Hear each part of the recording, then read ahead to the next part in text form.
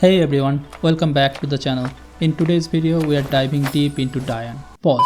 We are diving into an in-depth review of Daiyan. This is my first time attempting to make a character review video, so stay with me. We'll be discussing whether or not she is worth pulling for, her skills, team comps, rotations, best fortifications, weapon recommendations, and everything you need to know to maximize her potential. If you are considering pulling for her, you are in the right place. I will also be sharing my personal pulling plans as a F2P casual player, so make sure to stick around till the end for that. Let's jump right into it. First things first, is Daiyan worth pulling for? Everyone's here for that. So she is a limited time physical vanguard character. She is top tier due to her mobility, counter-attacking potential, and high efficiency in combat. She is primarily a stability breaker and boss killer. However, before you pull, it's important to understand her capabilities, especially considering her 0 fortification or V0 performance. Simply said, Daiyan is already extremely strong at V0 at this point in the game. Her high movement, ability to act multiple times per turn, and extra damage from her unique tuning mechanics make her feel like a game changer. So if you are a fan of all that, having characters that offer high action economy where you can act multiple times per turn, she is an absolute powerhouse, and she got a gorgeous design as well. However, there's some debate about her long-term value and DPS potential. So let's go over her skills, team comps, and fortifications briefly to give you the full picture. We'll break down Daiyan's skills and characteristics. To summarize simply, her basic attack is a medium bullet single target attack. Her active skill 1, it consumes 1 convection index and deals light bullet damage to a single enemy and can dispel a buff. Her active skill 2 consumes 4 convection index and applies 3 stacks of tuning, which is basically increases her damage and provides additional movement. We'll talk about it later. And it also gives another buff called Pitch Perfect, which amplifies the stability damage by the number of tuning stacks on your next attack, and it works very well as you get an extra command as well. Her ultimate skill is a large single target attack. The ultimate has a 1.9x damage multiplier, which is high for a single target skill. This ultimate also consumes all tuning stacks, but there are 2 types of tuning, a regular tuning and permanent tuning. Regular tuning is the one consumed by the ultimate skill. Permanent tuning is never consumed by the ultimate, making it much more precious. The ultimate has a long cooldown, 6 turns, but each stack of tuning reduces the cooldown by 1 turn. Each use of the ultimate also grants 1 layer of permanent tuning, which can be crucial for maintaining her ultimate uptime. Now her passive skill, when Daiyan is about to be hit and have at least 3 tuning stacks, she will perform a light type counter attack with high stability damage, adding a permanent stack of tuning. If tuning stacks is more than 3, she does even more damage. That's the gist of her skills. Now we are gonna talk about Daiyan's core mechanics and how she works. Daiyan is a single target physical damage dealer who requires some setup to reach her full damage potential. Her core mechanic revolves around stacking tuning buffs, as we mentioned earlier, where each stack increases her critical rate and critical damage by 3% up to 10 stacks, and once maxed, it grants a 30% boost to both critical rate and critical damage. This makes tuning an extremely powerful mechanic, as it boosts her overall damage potential significantly. The real key about tuning, though, in my opinion, is that after attacking, she can move extra 6 tiles, which allows her to reposition, attack, and then escape, making her highly maneuverable. This mechanic may seem a bit difficult to grasp at first, so let me explain. After attacking, moving 6 tiles essentially lets Daiyan bypass cover and engage enemies up close. With this, she can go in, eliminate enemies, and use her 6 move ability to retreat behind cover again. This makes her excellent at hit and run tactics. Another key point about her counter attacking is that when she is about to get hit, she counter attacks before taking damage. So it's not really a counter attack, that's why it's named interception, I think, which she can basically kill enemy and not take any damage at all.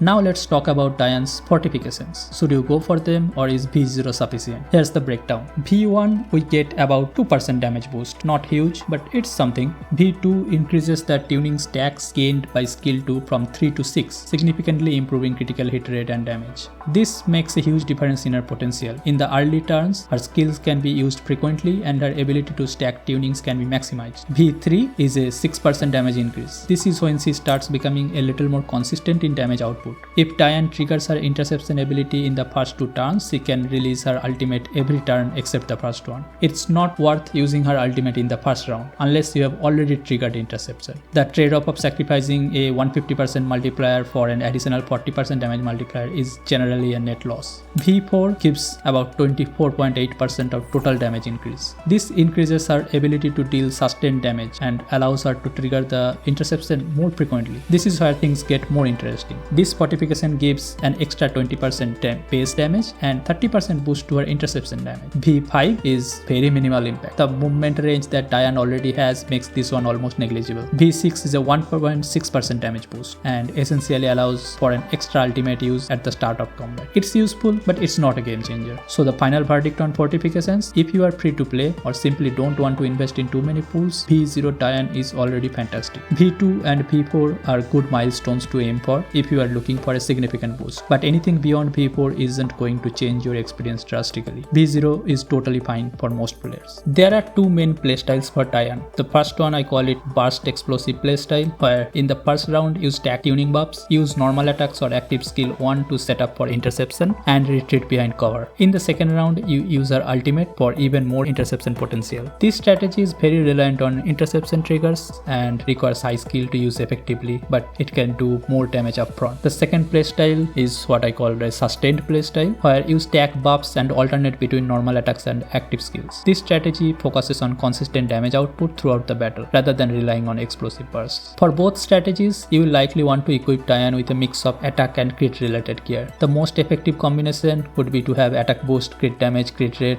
all these substats, as this synergizes well with her stackable tuning buffs. You can follow either pridewin.gg or this Excel sheet I'm going to show as to refer for the best weapon attachment sets and neural helix keys for any character. I will link both websites below. But as you can see, her best in slot weapon attachment will be the physical boost set, prioritizing attack percent, then attack, then crit rate, then crit damage as substats. Her best in slot fixed keys will be fixed key 1, 2 and 4, and you can see more details here. Her own common key is definitely the best, and common keys from Tololo, Sarkiri and Nagat all are excellent choices for boosting damage output. Now let's talk about weapons. What's the best weapon for Daiyan and do you need to pull for one? Heavy strings is obviously ideal due to its ability to increase damage based on movement distance, making it an excellent match for Daiyan's playstyle. It also provides an additional crit bonus for enemies not protected by cover. But while this weapon does offer a good damage boost, it's not necessary. If you already have Planeta, which you can earn free to play, there's really no need to pull for a signature. The differences are minimal, but if you are interested in Daiyan's signature weapon, its imprint effect does provide additional damage to PMC faction. This is useful since all mechanical enemy units belong to the PMC faction. As for your 4-star weapon option, the Model Alpha is actually a fantastic option for Daiyan. The passive for this weapon is basically always active. Daiyan is highly versatile and can be paired with almost any character, especially those that provide high damage output or support abilities. Her counter-attacking nature and strong backline infiltration make her a great choice for teams that require deep penetration into enemy ranks. Chongju is her best DPS buddy. Daiyan can attack multiple times per turn, which helps QJ with consistently triggering her access support, and in return the enemy gets defense down, improving her own damage. The rest too at that point becomes kinda flexible. You can either complete a burn team with Sarkiri and Xenia, or you can balance out your team with a defensive addition like Sabrina, who can assist by reducing enemy defense, while Xenia can help with healing and critical damage amplification. Now let's wrap it all up with some key recommendations. If you are free to play or low spender, don't stress about Daiyan's fortifications beyond V0. Her base kit is solid and she will serve you well without needing all her fortifications. If you are looking to min-max and get V4, then go for it. V4 offers a great boost to her overall performance. Weapon-wise, no need to feel pressure to pull for heavy strings unless you are aiming for a more niche setup against specific factions like PMC. Overall, Daiyan's V0 is enough for 90% of players. You don't need to chase her fortifications unless you are really invested. She is a fun, high damage character with amazing accent potential right from the start. Now I'll also talk about my own personal pulling plans as a F2P casual player. As someone who's more focused on building a long-term account rather than chasing the latest limited characters, I am not pulling for Daiyan. Based on what I've seen in Chinese meta reviews and discussions about Daiyan's future viability, it seems like she won't be as strong in the long run. Her physical attribute doesn't have a strong team composition after 1 year in CM. Her abilities are very focused on mobility and extra accents, which, while amazing now, might not scale as well against upcoming content or newer characters with more universally useful abilities. For me, I'm more inclined to invest in characters that will permanently improve my account in the long term, like those that provide stronger team synergy, consistent DPS, or even support/utility roles. I would have pulled Suomi if I didn't miss her banner. That's a good example. I want to make sure my pulls are strategic so I can create a well-rounded team for all types of content. This is why I'm skipping on Daiyan Daiyan and holding out for characters that will help me progress more reliably through future content. I will make another video about F2P future pool planning and upcoming characters soon. But of course, if you are looking for high action potential and enjoy characters with high mobility and you are struggling with your current teams, by all means Daiyan will be a beast and she is a lot of fun to play. And that's it for today's Daiyan review. Hope this guide has helped you decide if she is worth pulling for. If you enjoyed the video, make sure to hit that like button and subscribe so you never miss an update. Drop your thoughts in the comments below. Are you pulling for Daiyan or have you already pulled her? Let me know. Thanks for watching and I'll see you next time.